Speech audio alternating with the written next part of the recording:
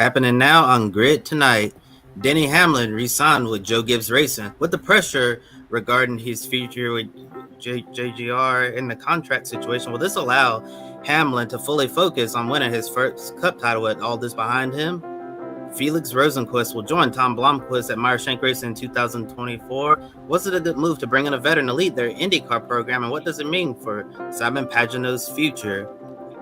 2023 USF Pro 2000 champion Myles Rowe is headed to INDY NXT in 2024. Is he designed to be the next young American open wheel star to make it to the NTT IndyCar Series?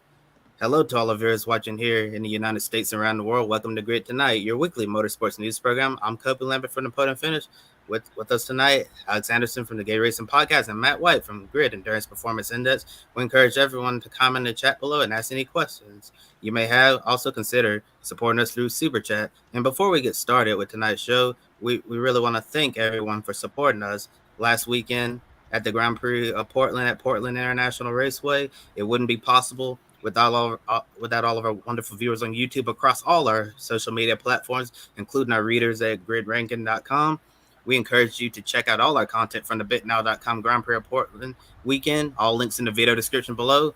Our on-site coverage from Joe Samaniego, Indy NXT, and IndyCar recaps, including our very first photo gallery, can be found in the video description.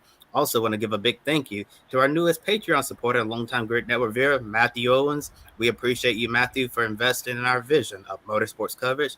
Now here's Alex with our top story this evening. That's right, Kobe. After it took a lot longer than he expected, a deal has finally been reached between Denny Hamlin and Joe Gibbs Racing to bring him back in the number 11 Toyota on a multi-year contract extension. Some people felt worried that this could turn into another situation like Kyle Busch last year, and Hamlin having to potentially look elsewhere outside of Joe Gibbs Racing. Luckily, the deal got done between a driver who has spent his entire NASCAR career with the same organization and hopes to eventually retire there. On NASCAR Playoff Media Day last week, Hamlin said he wasn't concerned about his contract status. He said he had a race team, he had options, and even said he'd hire himself to drive for 2311 Racing if talks with Joe Gibbs Racing fell apart. And the graphic we have up is courtesy of Joe Gibbs Racing. So Matt, can Denny Hamlin fully focus on winning the championship this year with the contract situation behind him? And how much longer do you think the 42-year-old can continue to compete at such a high level?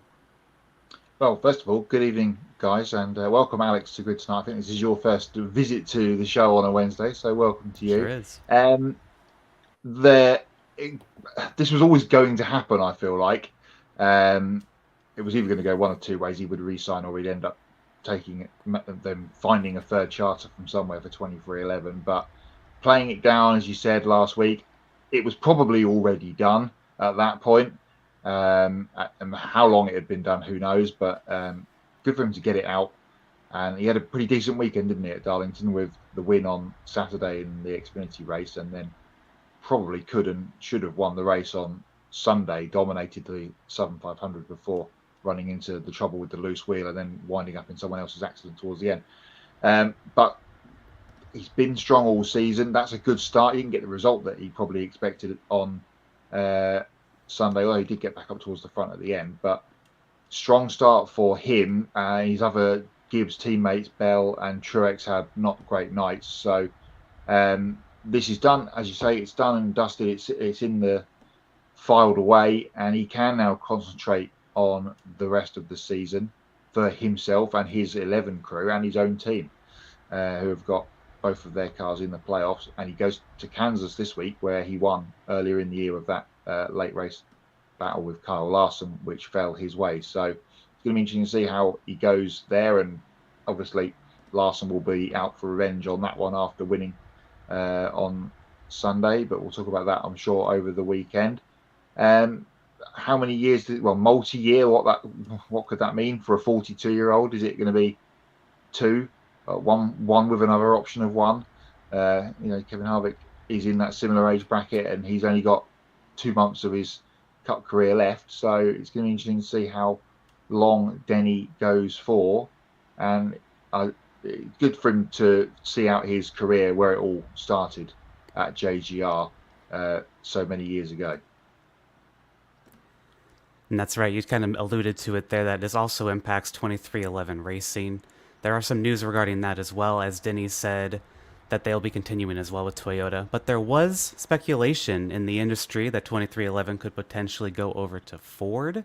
There was a lot of chatter about this, and Denny did confirm on his podcast that the team that he co-owns with Michael Jordan will stay with Toyota.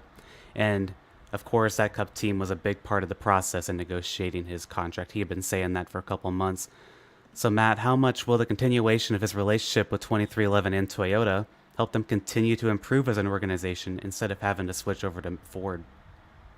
Continuity is obviously key, and Toyota have been pretty strong, haven't they, throughout the season? And as I mentioned, Denny's got both of those 2311 cars of Reddick and Wallace in the playoffs. Bubba didn't have such a great run at Darlington, but Reddick was up there all day and will be strong again for the next couple of weeks, you can be sure. So I don't know, switch to Ford would have been interesting. They really haven't have they, a great season. Penske have flattered to deceive a little bit that Logano was strong at the beginning of the year, but yeah, he's in the playoffs, but again, he had a bit of a flat run at the weekend. Blaney can be very hot but not get results. Only Kevin Harvick has been holding up the end of the SHR crew.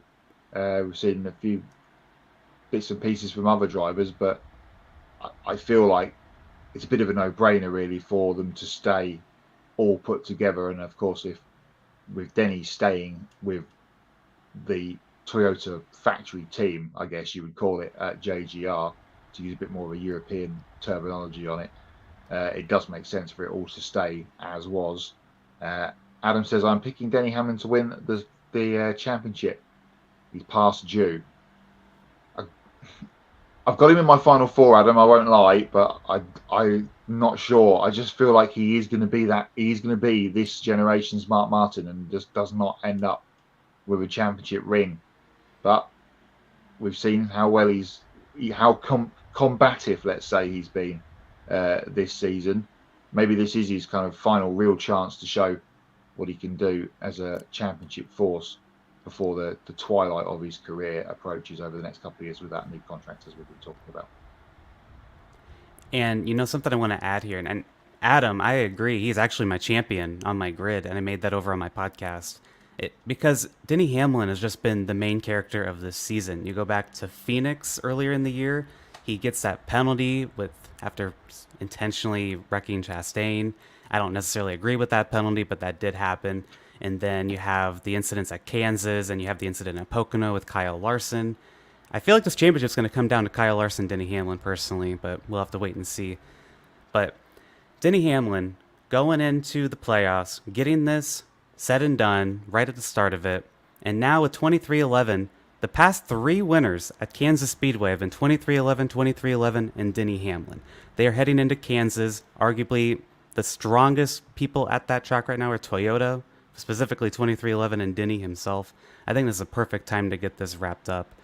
So I'm really looking forward to seeing how they do. And then behind the mic left a comment here saying his enemies might have something to say about him winning a title. That's very true, but we said the same thing about Ross Chastain last year. And look, he made it to the championship 4 last year. I know he didn't win it, but he still got pretty close. He got second place.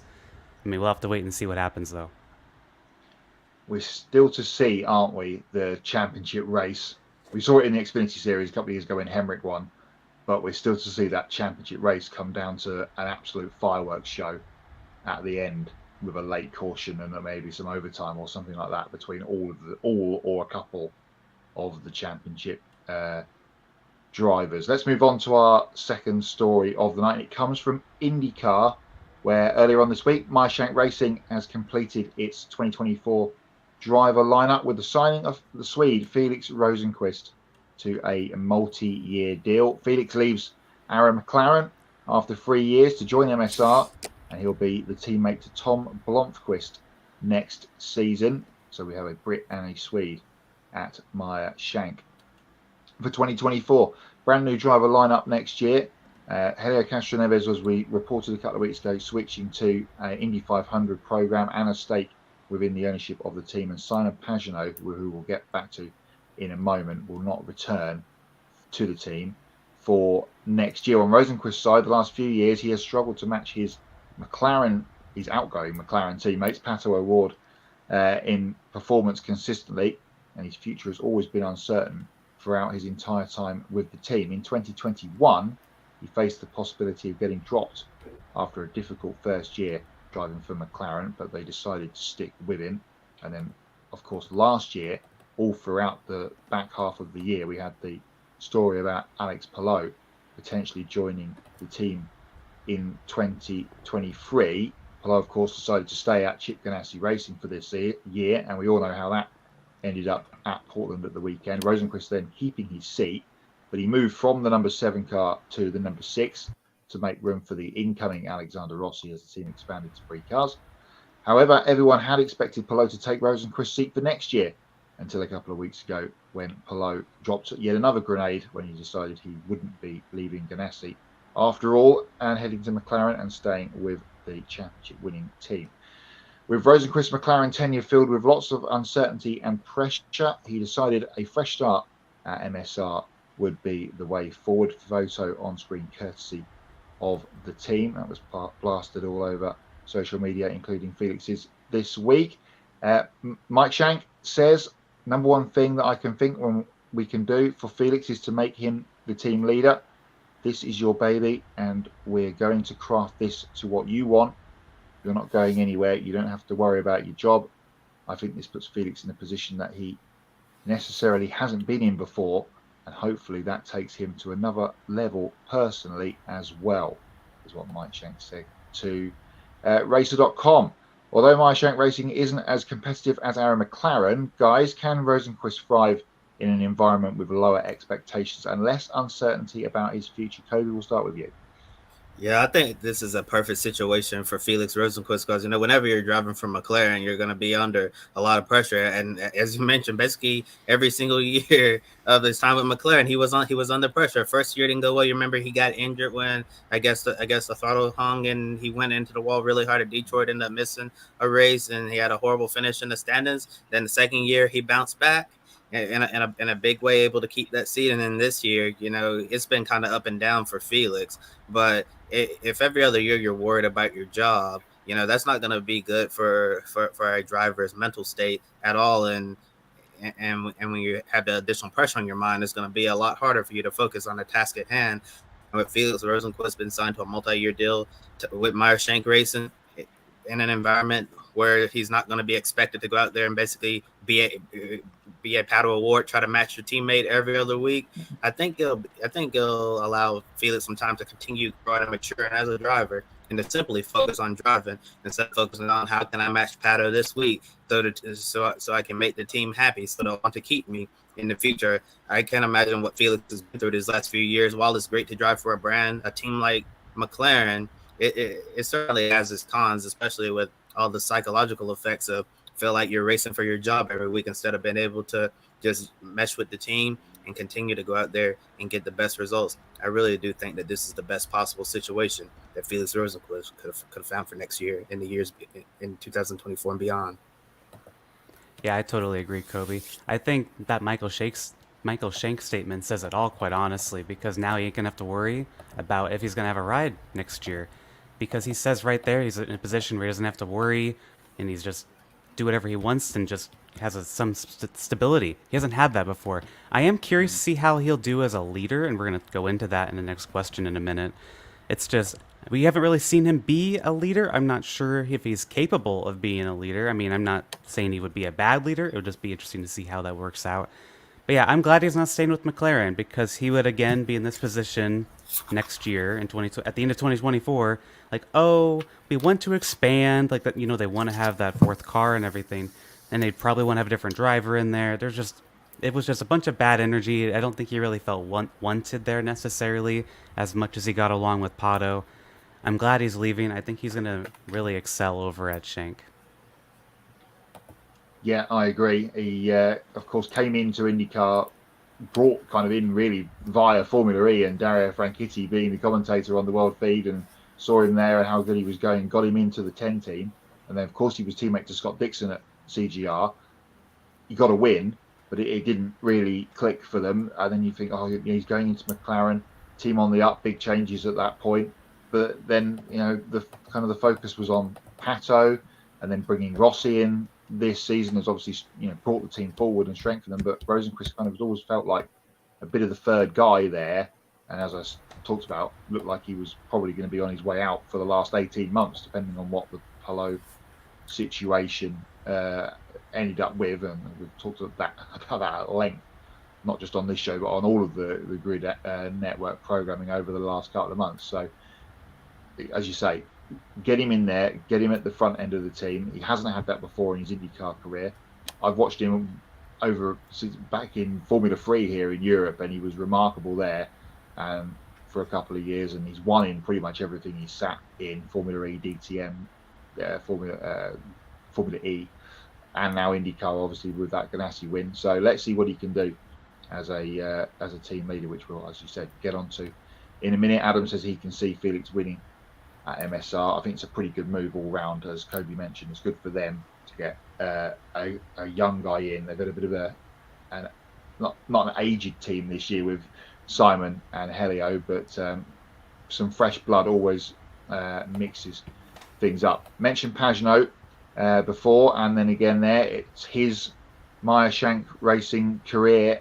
It looks like it's going to end with him being tossed through the gravel trap in that warm-up crash he had at Mid-Ohio a couple of months ago. And with the Rosenqvist news coming out earlier in the week, Simon Pagenaud also released this statement. He said, "I would like to wish MSR all the best and to thank Mike Shank, Jim Meyer, and the whole team for the valuable experiences I've gathered through the last 2 years. I wish we could have achieved more together over the last 2 seasons and win races, but we could not make it happen. For now, my goal is to fully focus on myself and recuperating. It's a slow process, and I will continue to work with the doctors to do what is necessary to get my health back to 100%. Thank you for all your continued support and kind messages." So Pagenaud out at MSR then for next season. As I mentioned earlier, it's a completely new driver lineup with Felix Rosenqvist coming in to join Tom Blomqvist as the one experienced hand and one rookie hand at the team next season. Blomqvist will make his third IndyCar start coming up this weekend in the season finale at Laguna Seca. His debut in the championship didn't go well at Toronto, where he got involved in a first lap crash, didn't make it past turn 3 in Toronto, and ended up out of the race.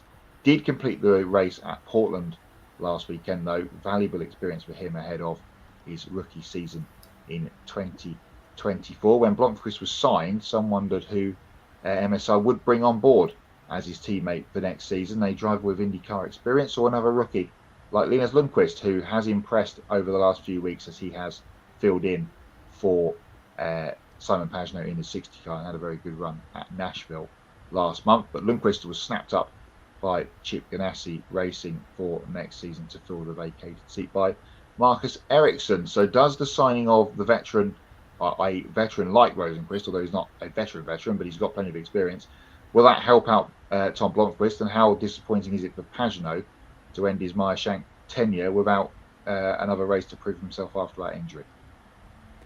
Yeah, I was honestly hoping Pagenaud would be able to come back and be in like a nice guide for Tom Blomqvist, but on the other hand, I am glad that Tom Blomqvist isn't just going to be there with Linus Lundqvist, because then you'd have 2 rookies on that team, and Linus Lundqvist will kind of be the leader over there in a weird way because he has more of that kind of open wheel experience. So I'm glad that they didn't end up getting Lundqvist, and I think that's better for Lundqvist as well, going over to Ganassi. So really interesting how this all turned out. I really hope Simon Pagenaud can get another start someday somewhere and make a full recovery, because he had the opportunity to stay with Team Penske. It would have been on the IMSA side of things a few years ago, but he wanted to stay in IndyCar, so he signed with Meyer Shank. And it's unfortunate that this is how this kind of turned out for him. I hope he can make a recovery and come back. But overall, though, I think the pairing of the Quiz, Rosenqvist, Blomqvist, I think that's going to be a strong team. I mean, Felix, I know, like I said, I don't know what his leadership skills will be like. We'll have to wait and see. But he has a lot of experience now. I think he'll be able to really pass that on to Tom. And Tom's one hell of a racer as well over in IMSA. So I think that team's going to be really good. I think they'll be in a lot better position than they are now. And of course, they're going to have Elio Castroneves as a driver coach kind of thing, like what he's doing over there. So yeah, we'll have to wait and see what happens. Yeah, for sure. And I think that was a really great idea for Meyer Shank Racing to add a veteran like Felix Rosenqvist. Like you said, Matt, he's not a veteran with all those years of experience. He has a few years of experience in IndyCar, but that's better than none at all. Because since Rosenqvist, he knows the ins and outs of IndyCar racing, he'll be able to help guide Tom Blomqvist along. I think that'll be very helpful in Tom's first full season, as we've been talking about for basically most of the season. Meyer Shank Racing's program has taken quite a step back this year, and Tom Blomqvist, as you mentioned, Matt, didn't get to run any laps at Toronto in the race, but good thing he got to run all of Portland. But it was quite a challenge for him. Actually, it wasn't just Tom. Elliot Castroneves' car, that team was slow as well. So both Meyer Shank Racing cars had a tough Portland, and plus the type of training it takes, to muscle these physical Indy cars around. It's not the same type of training that Tom does in his sports car program. So that's why I feel like Portland is not a indication of what Tom is capable of in IndyCar. Once he gets into a full IndyCar training program this off season, heading into next year's season opener, I think once he gets that, and plus takes what he's learned in these last few races this year, I think that's going to help Tom out a lot, so he'll be more prepared to race in the IndyCar Series in 2024. So I certainly think Rosenqvist and Blomqvist is going to be a great pairing with a veteran and a rookie there who can really help him out. And as we saw from Haas F1 a few years ago, with Schumacher and Mazepin, not really a good idea to put two rookies together, because that's a recipe for absolute disaster. And as for Simon Pagenaud, it's extremely disappointing we weren't able to see him return in 2023, but at the same time, I'm really happy he's continuing to listen to the doctor's advice and make sure that he's going to be healthy in 2024.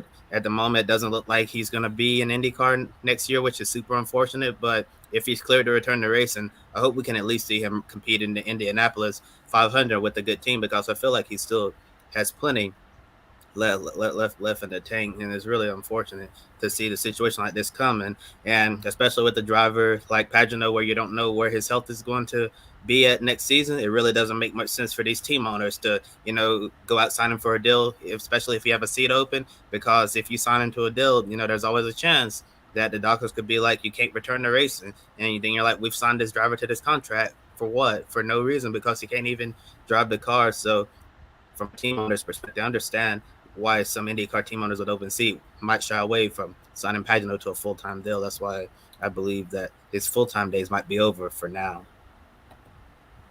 Yeah, absolutely. It'd be they'd shoot themselves in the foot in one way, wouldn't they?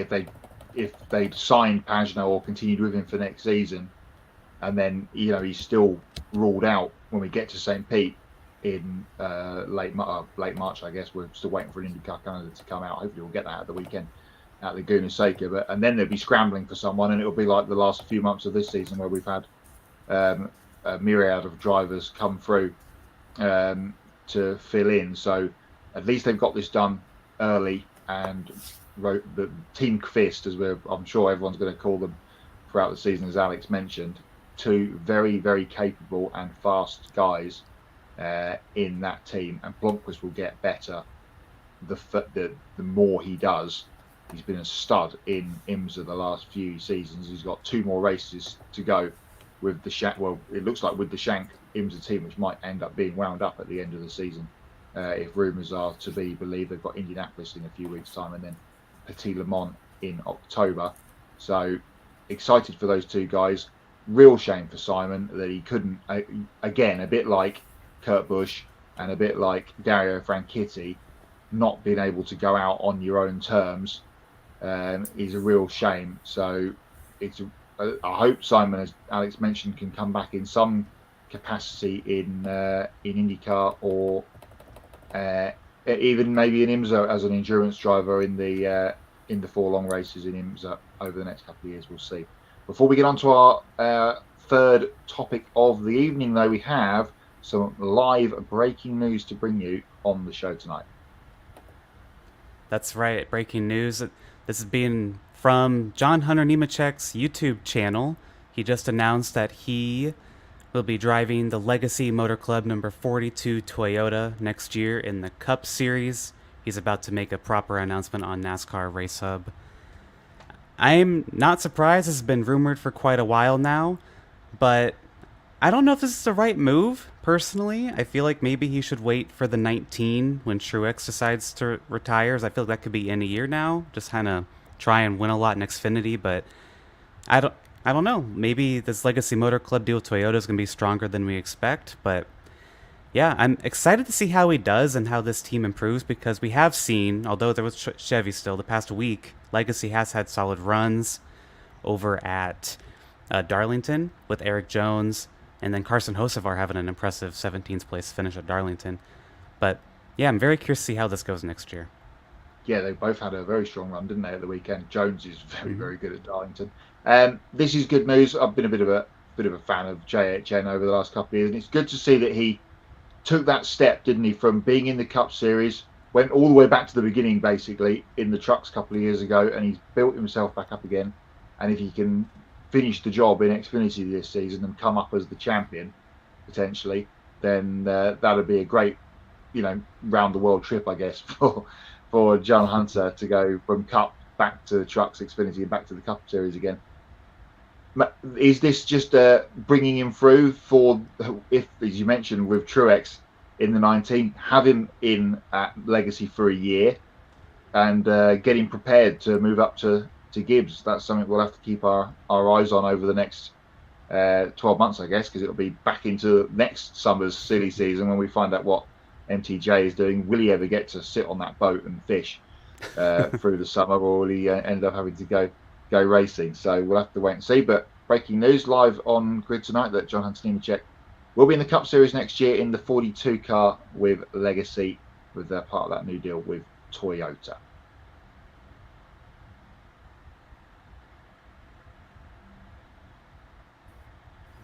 Okay, guys, thank you for that. And with that said, I guess we'll move on with our third, our now fourth story of the evening with that breaking news there with John Hunter Nemechek returning to the NASCAR Cup Series in 2024, driving at number 42 Toyota for Legacy Motor Club.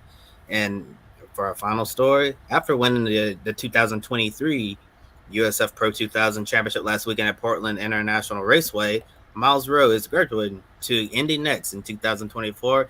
This afternoon, HMD Motorsports with Force Indy announced that they've signed Rowe to drive the number 99 Dallara full-time next season after becoming the first black driver to win a championship in American open wheel racing.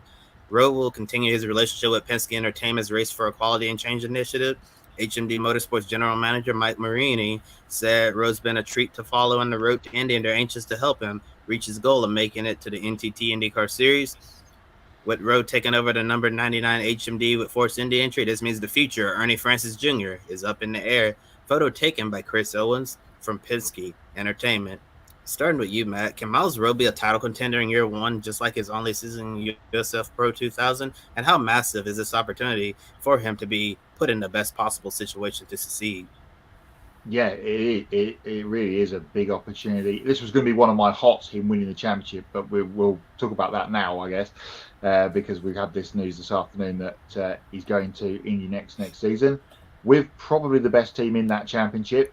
So yeah, it's all very good news for one of the friends of the network, Myles Rowe, who's been featured on our programming before, and you can go back and check out our interview with him on Life on the Grid from about 12 months ago, wasn't it? I think that came out. But yeah, great to have him win the championship at the weekend.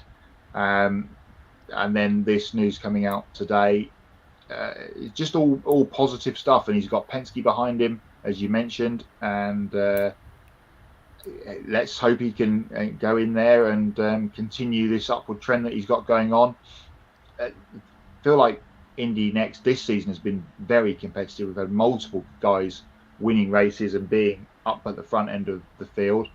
We'll get a champion crowned at Laguna Seca at the weekend, of course, but it's good to see another young guy coming through on the ladder system continuing to work and promote these talented kids through, and as you say, get him in the best possible position to succeed next season. And as I've mentioned on the show before, there's a couple of guys in the IndyCar series, one of them at Penske, that's not got too many years left in him. Could Myles Rowe be the next Will Power and sit himself in the 12 car in years to come? I'll have to wait and see how that pans out.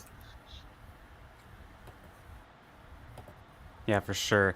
It feels like that might be what happens, just because of how Will Power has just seemed to be such a mentor for Myles Rowe and just been like a big push to Roger Penske and Tim Cindric, like, hey, this guy's the real deal. So that'd be really cool if Rowe someday ends up in the 12 car. We'll have to wait and see if that happens.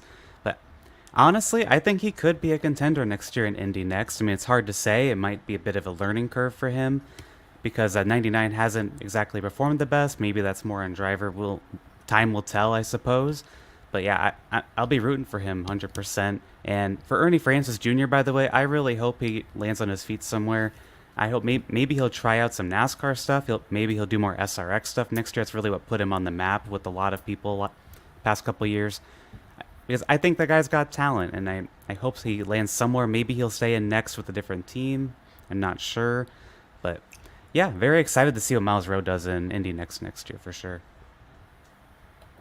Before I get to my answer, I got a comment in the chat room from Adam Limmer said that you can see Myles Rowe in the NTT IndyCar Series in a few years. He's incredible. Yeah, Myles Rowe is quite an impressive talent. And how about Will Power for discovering this kid and giving him an opportunity, going back to Tim Cindric, Roger Penske, and everyone at Penske Entertainment being like, we need to give this kid a chance. Like he can be a really good race car driver. And it's good to see Will Power has stuck with him, continued to believe in him over the years and through all the hardships that Myles has gone through, and we've talked, and he's talked about that a lot. He even talked about it a little bit on our Life on the Grid episode when Ben Snyder and I interviewed him I believe it was last December, so almost an entire year ago, and how Roger Penske decided that he was going to write the check for Myles to complete his USF 2000 season to try to give him an opportunity to complete the championship season, and then he goes out, has a breakout year in his only year in USF Pro 2000, and look at him now. He's now a champion, the first Black American Open Wheel Racing champion, which is really historic and incredible to see. And now he's going to be going with HMD Motorsports, a really great program, and continuing the relationship with Force Indy as well. I'm not sure if he'll be a title contender in year one, but it's certainly possible. Stranger things have happened because it's really weird with some drivers when it comes to the Indy Next Series, because some of them, they're competitive right off the bat and they're in championship contention. And while others, they may need a second season or even a third season to completely get together. And look at David Malukas. I'll use him for an example. I remember his first season in Indy Next. He was basically a mid-pack runner and didn't even sniff the front of the field at all. And then his final year in Indy Next, he was right up there battling Kyle Kirkwood for the championship. So sometimes all these drivers need is just 2 or 3 years to really develop as a talent, because sometimes year one just isn't enough. That's why I feel like when it comes to the Road to Indy ladder system, we write off some of these drivers way too soon after one season. But like after 1 year, they're not good enough. So why should they come back next year? But in reality, they just need time to develop and grow. And Alex, you just mentioned Ernie Francis Jr.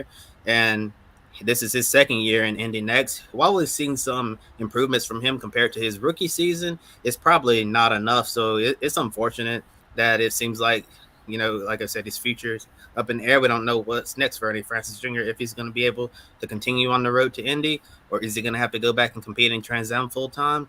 But I'm sure with all the talent that Ernie Francis Jr. possesses, he could probably find a few opportunities, maybe in stock car racing. As you mentioned, he ran really well in the SRX series, and it really seems like that's something that will probably better suit his talent, especially with his Trans Am experience, or even sports car racing. I remember a few years ago, Chip Ganassi called him up to test his Ford GT, the GT Le Mans car that they used to run. So if you have Chip Ganassi calling you up to test his GTLM car, you're certainly a very talented race car driver that people think very highly of. So I'm sure that there could be some opportunities in stock cars or sports cars for Ernie Francis Jr. And I honestly thought, that open wheel racing didn't really suit him the best. So we'll be following to see where Ernie lands in 2024 and beyond. And with that said, I'm going to hand over to Matt White with our latest Grid EPI update.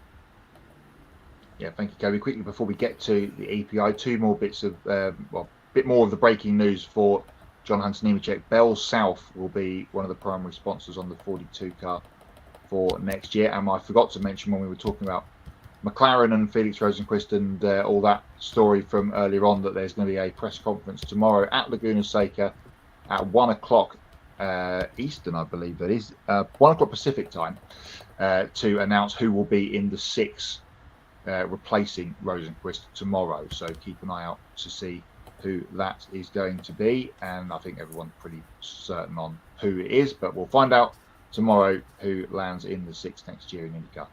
To EPI then, the Endurance Performance Index wasn't on the show last week, so we've got 2 weeks worth of results to catch you up on, and then we've got a big weekend to come this weekend.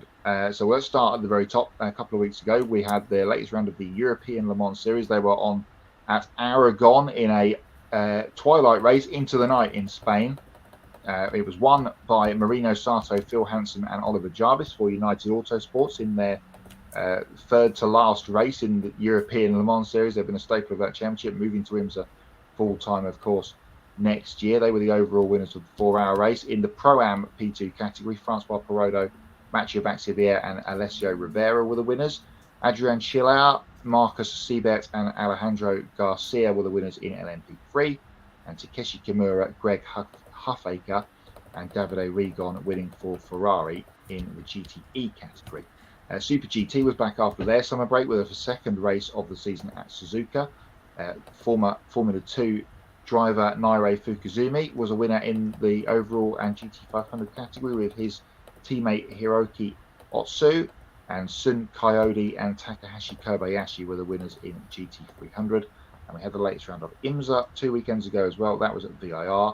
Win for Corvette Racing, Antonio Garcia and Jordan Taylor in the Pro category, and in the Standard GTD category, Brian Sellers and Madison Snow were the winners for BMW. And just the 2 races in the EPI ranking to fill in for last weekend just gone. They were at Hockenheim, 2 races in the Sprint Cup for GT World Challenge Europe, which is Ricardo Feller and Mattia Drudi winning the first race, and Raffaele Marciello and Timo Bogoslawski winning on Sunday for Mercedes.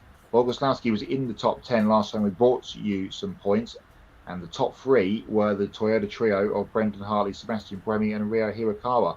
They'll be in action at Fuji this weekend as the WEC bounces back into life with their penultimate race of the season. We've also got British GT at Brands Hatch, their penultimate round of the season as well, and the DTM and the ADAC GT Masters coming from the Saxon Ring. So all of those results and a full points update on the show next week. We'll give you the updated standings, but that's it from EPI land for now, and it's back to Kobe with the rest of this week's news. Thanks, Matt. Next, some more motorsports news from around the world. Cars Tour late model star Carson Kroppel will make his NASCAR Craftsman Truck Series debut at Bristol Motor Speedway on Thursday night, September 14th. Kroppel will drive the number 7 HendrickCars.com Chevrolet Silverado for Spire Motorsports. The 2022 Cars late model stock Tour champion currently drives number 8 Chevrolet late model for JR Motorsports, and he's a Chevrolet development driver.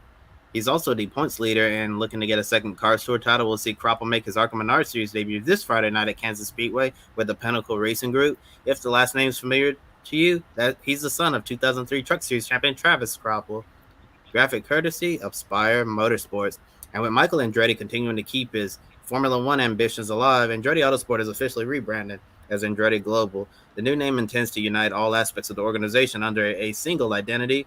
Michael Andretti said he's proud of everything that Andretti Autosports has accomplished over the years, but feels like the rebrand is a major milestone in the team's journey, and Andretti's Formula E team will be the first to take on the new brand with preseason testing set to begin next month in October. Graphic courtesy of Andretti Global.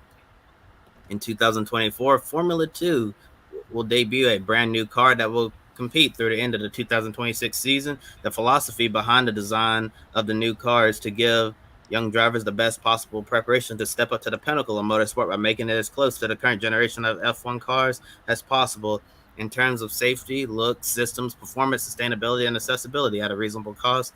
The nose, front, and rear wings and floor have been designed to encourage wheel-to-wheel racing. The new car will be powered by a 3.4-liter turbocharged Mecachrome engine, which includes some new features to accommodate the Aramco synthetic fuel set to be introduced in 2025. However, they'll stick with the Aramco 55% biosource sustainable fuel for 2024.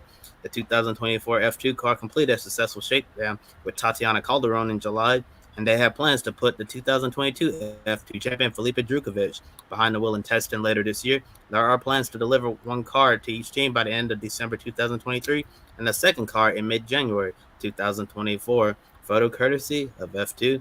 Next, on the turn over to Matt for everyone's favorite game, Pick a Winner.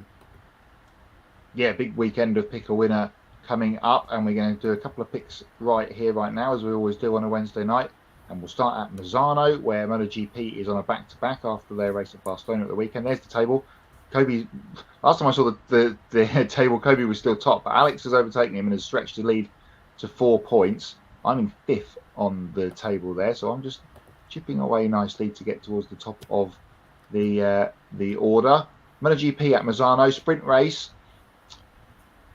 I am going to go for a Ducati because it would be wrong not to. I'm going to go with Jorge Martin to win on Saturday. That's a good pick. And look at that Pick a Winner leaderboard. It looks like my crown is going to be coming to an end this year because Alex F is just absolutely killing it lately, and my luck has been really, really bad. But with Pekka Bagnaya's status up in the air, don't know what this weekend's going to look like for him. I'm going to go with an interesting pick, Jack Miller. Interesting to see how that comes about at the weekend. And didn't mention just if you want to get involved in the game, then look out for the tweet, post, whatever it's called nowadays on social media. I've just recorded the video and sent that to Joe, so that'll be up shortly, and you can get your picks in for MotoGP, the sprint and the main race, NASCAR at Kansas, IndyCar at Laguna Seca, and the WRC back after a little break. They're in Greece this weekend. This was going to be my not, but as we're talking about it now, and we talked about it before throughout the year, if you need rain in your area, then bring motorsport, because it is raining all of the cats and dogs in Greece at the moment. They've just come out of the wildfires, and now they've got torrential flooding, and WRC's in town in Greece this weekend. We've had a river running through the service park today. Tomorrow's shakedown stage has already been cancelled, so hopefully we get Pick a Winner, our picks for Pick a Winner, and the event happens. But we'll keep that across you on social media over the next 24 hours, I guess, are going to be key to how this event runs. Could be anyone's game with the weather being up in the air, but we know how well Cali Rovanpera goes in the rain, so he'll be my pick for the weekend. Yeah, we certainly hope we'll be able to see action this weekend at Acropolis Rally Greece. Definitely thinking about all the people in Greece who are going to be enduring historic rainfall rates. It doesn't look good at all, the weather forecast over there in Greece. And Adam Limray's his pick for MotoGP sprint race in Misano is Brad Binder. Great pick there, Adam. And for World Rally Championship, I'm gonna go with the legend of WRC, Sebastian Ogier. Whenever he's in the field, when in doubt, always pick Sebastian Ogier. Now it's time for Hots and Knots. Alex joining me this week for Hots and Knots, our view from the weekend. We'll start with you, Alex, and we'll start with your Hots from the weekend just gone. Yeah, my Hots of the weekend. I have to give it to Carson Hocevar. Like, that is so impressive early on in your Cup career at Darlington, and the 42 car, which has just been garbage this year.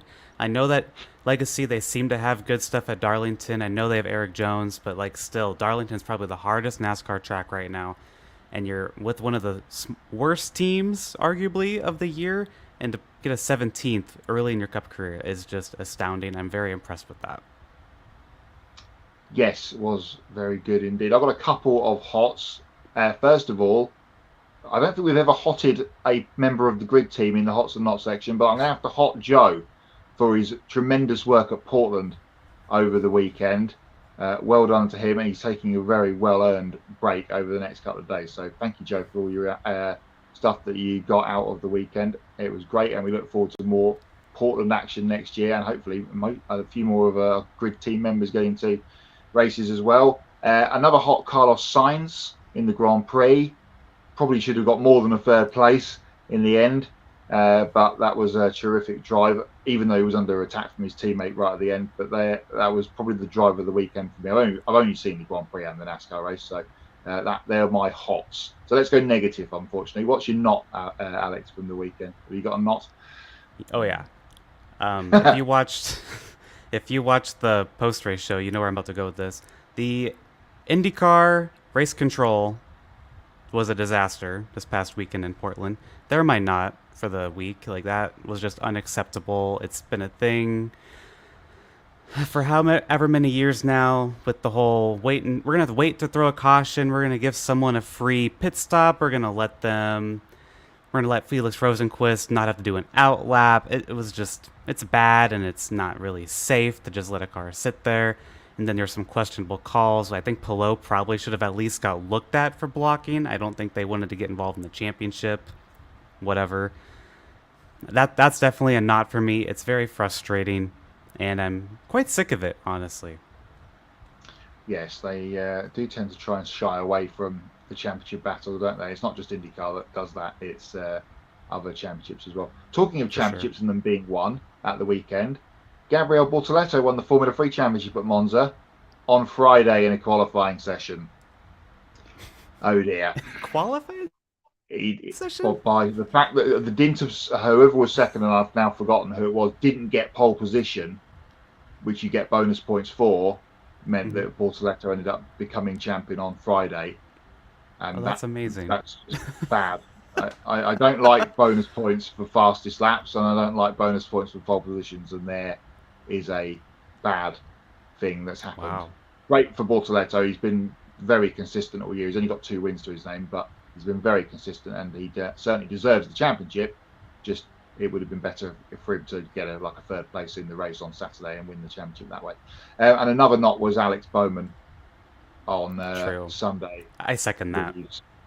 Terrible. I know it's NFL kickoff week this weekend. He was acting as Daniel Suarez's fullback, wasn't he, by trying to run him through there, staying in front of him, but it just didn't work, unfortunately, and ended both of their days fairly early. Good job they weren't in the playoffs, either of them, really, because that would have been even worse for them. Matthew says, hot Tyler Reddick. Yes, very good indeed. I have to agree with that. I think I've convinced myself that he's heading to the championship 4, thanks to the way the schedule lays out. Yeah, we were talking about that in our group chat throughout the week. There's a lot of Reddick tracks coming up, and Alex, you mentioned it earlier on. Looking towards Kansas this weekend, that he could be on for a win. Yes, the big knot is the rule that IndyCar delays a yellow flag. It takes the natural racing luck out of the equation. Yep. Yeah, I haven't seen the race from the weekend yet, but I know where both of you are going with that, and have to concur. So I think that's pretty much it. We've covered all of the news. We've had some breaking news. We've done pick a winner and hots and knots, and it's Alex's turn to take us out this week. That's right. So let's take a look at our upcoming schedule for the weekend. On Saturday, we'll have Grid Live pre-race at noon Eastern. On Sunday, we'll have Grid Live wrap-up 90 minutes after the NASCAR Cup Series race at Kansas Speedway concludes. On Monday, we'll have Grid Live Encore, a full recap of ARCA, Trucks, and Xfinity Series at Kansas, plus the Indy NXT season finale doubleheader at Laguna Seca. Subscribe to the YouTube channel, and thank you for helping us reach the milestone of 710 subscribers. Now help us reach a new goal of 800 subscribers on the road to 1,000. Don't forget to hit the bell icon to get your notifications, and follow us on all the social media platforms, and visit gridranking.com. Take 5 minutes to invest in the Grid Network through Patreon. Join Colin, Mark, Deshelle, Robin, David, and Matthew in investing each month in the Grid Network. We encourage you to join the amazing group of people who keep us on the air. Once we hit $500 per month, we can start expanding our coverage by adding new members to the team and having our team on site to cover more races. Links for all that will be in the description.